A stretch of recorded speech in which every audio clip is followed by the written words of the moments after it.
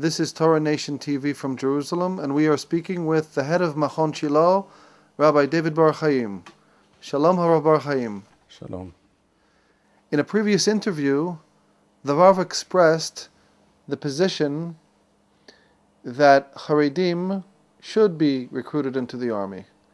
Isn't it problematic to adopt such a position which contradicts the position of all of the great Torah sages of our generation, the Gedolim? Your question is based essentially on an acceptance of propaganda, an acceptance of Haredi propaganda, which is to say, the claim that all great Torah authorities, all great sages of Torah, subscribe to the Haredi philosophy and outlook. Now, this is clearly not true, but it is this very claim that permits the Haredi world to conduct itself as it does. The only way they can essentially ignore all those Torah sages who disagree with their positions and with their ideology is to claim that they're not serious Torah sages to begin with. So this is a very simple case of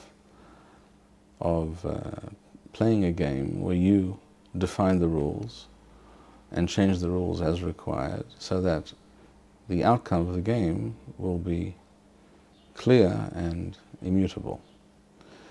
So I reject your suggestion that all great Torah authorities, all great thinkers and scholars of Torah, generally known in the Haredi world as Gedolim, are in fact the only great Torah sages of the generation. That's not the case. There are many, many Chachamim of different stripes who hold different views, who espouse different ideologies, whose knowledge of Torah, whose dedication to Torah is in no way less, and in many cases demonstrably more than those of many of their Haredi counterparts. And I suggest that we should not fall into the trap of accepting such propaganda which is very effective precisely because it is repeated day in, day out, and we all know that this is one of the ways to cause people to accept what you say, by repeating it incessantly. But of course, repetition does not equal truth. Beyond that, I'd like to say something else about the ideology and the outlook of the kind of Chachamim, the kind of Gedolei Torah to whom you refer. There is a great misperception in the Jewish world whereby many people believe, and this is certainly the position that informs the Haredi ideology, that the purpose of the creation of the world and the purpose of the creation of the Jewish people is that they should be able to study Torah in this world. In other words, this world and everything in it is just a backdrop, is a necessary platform on which and in which the Jewish people are required to study Torah. And this is the purpose of the creation. The study of Torah is the purpose of the Bria. And this is taking the true Torah ideology, the true Hashkafa, and turning it on its head. Because the Torah was given to the Jewish people in order to direct them and instruct them how they should live their lives as individuals and as a nation in this world, and how they should go about perfecting this world both Jewish society and general human society. In other words, the Torah was given so that we would know how to conduct ourselves and live our lives in this world. The Torah was given and created and is to be learned in order to know how to act, how to live, how to construct a true Jewish society which will act as a beacon of light and as a shining example for the rest of humanity. But the Haredi approach turns this idea on its head and claims that the world exists so that Torah may be studied. The purpose of creation, the purpose of this world is that Torah should be studied in it. And therefore, based on that perception, any suggestion, such as the suggestion that many young men who study in yeshivot should be required to serve in the army like their peers, any such suggestion is viewed as an attack on the very essence and purpose of creation. The purpose of creation is that people study Torah, and as many people as possible, the more the merrier. And therefore, to bring up other considerations which would in some way infringe upon this central goal, as they see it, of existence in general, and Jewish existence specifically, is an attack on Judaism per se.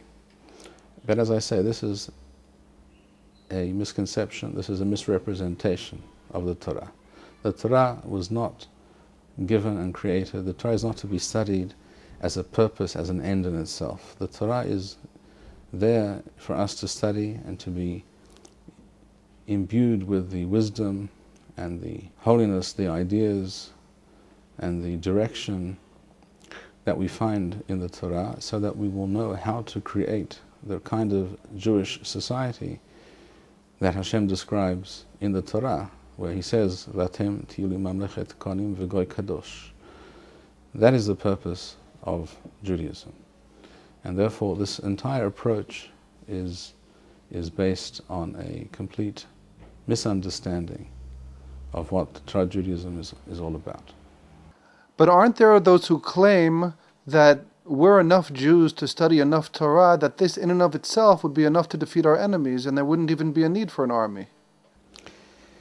I can only repeat what I said in the earlier interview, namely that this position, that the way we fight our enemies is by reciting Tehillim or by studying a daf of Gemara, a page from the Talmud, this is precisely part of the cult of powerlessness, the Jewish aversion to power in the real world sense, governmental power, state power, military power, etc. The Jewish aversion to these aspects of human affairs, which developed in the galut, in the exile, where that which was imposed upon us became an ideal, which is of course a very tragic and in fact rather outrageous idea and suggestion, that that which was imposed on us by our enemies, where we found ourselves in a position of helplessness, where we were at the mercy of the tides of history, and we were essentially removed from the stage of human history and relegated to the sidelines. We existed in galut outside the boundaries of human history. The idea that this should then become an ideal in and of itself, this should be the aim of the Jewish people, this is actually quite outrageous when you think about it. This cult of helplessness, this belief that Jews should do nothing and should never think or countenance think of or countenance the idea of changing their situation and going about things in a practical and real-world fashion like other people do, and deal with their enemies and their problems and their issues as a normal person would. This has been a tremendous hindrance to the Jewish people for many, many generations. We could probably say for at least 1,500 or perhaps even longer, maybe 2,000 years. And it took a very long time for things to change within the Jewish world, as they did begin to change a couple of hundred years ago perhaps, when the first discussion within the Jewish people about returning to the land of Israel began to be heard. And it should be noted that the first people to raise these ideas were not secular Zionists. It was not Theodor Herzl. The first person who became famous for suggesting that Jews should return to Eretz Yisrael and work the land and become farmers and shepherds, he was talking about this idea 200 years ago, and build up a country, and settle the land, etc. The first person to become famous for writing and talking about this at length and trying to persuade others, including wealthy Jews, to support such an idea was HaGaon HaRav Tzvi Hirsch Kalisher. HaRav Tzvi Hirsch Kalisher, who wrote the famous book Drishat Zion, was a Talmid Muvhak, a student of HaGaon Rabbi a.i.p.a.c,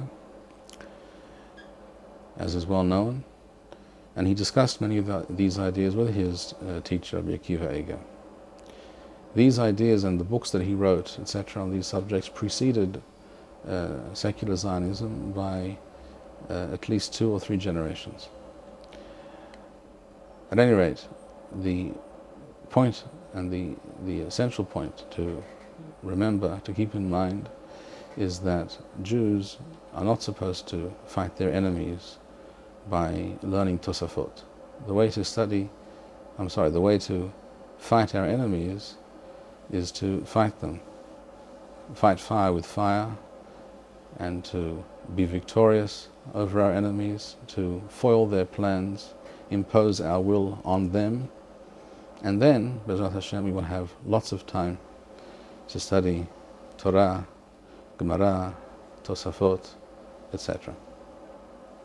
Thank you, HaRav Bar-Hayim. A word to our viewers.